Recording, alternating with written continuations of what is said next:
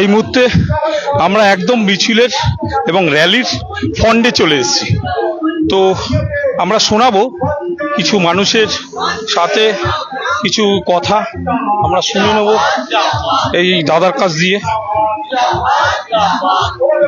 দেখাতে চলেছি আমরা যে এই মুহূর্তে শুভাশিস চক্রবর্তী 123 নম্বর ওয়ার্ডের তৃণমূল কংগ্রেস প্রার্থী, বেহালার ভূমিপুত্র, পূর্ব বেহালার, এবং মমতা ব্যানার্জির আশীর্বাদ ধন্য, অভিষেক ব্যানার্জির একদম অতি প্রিয় মানুষ শুভাশিস চক্রবর্তী, তারই সমর্থনে এবং 123 নম্বর ওয়ার্ডের নেতৃত্বে সুদীপ পোলের নেতৃত্বে এই মুহূর্তে আমরা র্যালি আপনাদের দেখাচ্ছি। কথা বলে নেব মানুষের সাথে, মানুষ কি বলছে।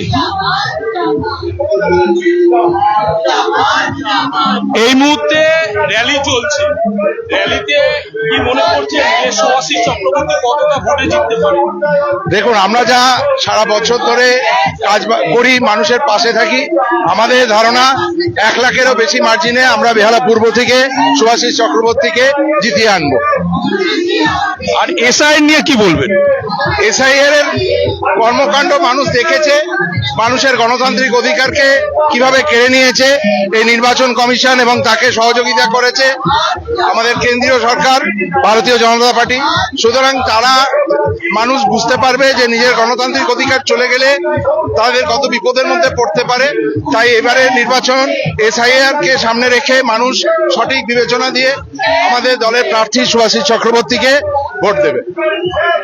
বারবার একই প্রশ্ন আসছে, আমরা নিজেরা যেভাবে নিজেদের কাজ করে যাই, আমাদের অন্য পার্টির পোস্টার ছেড়ার মতন সময় আমাদের কাছে নেই।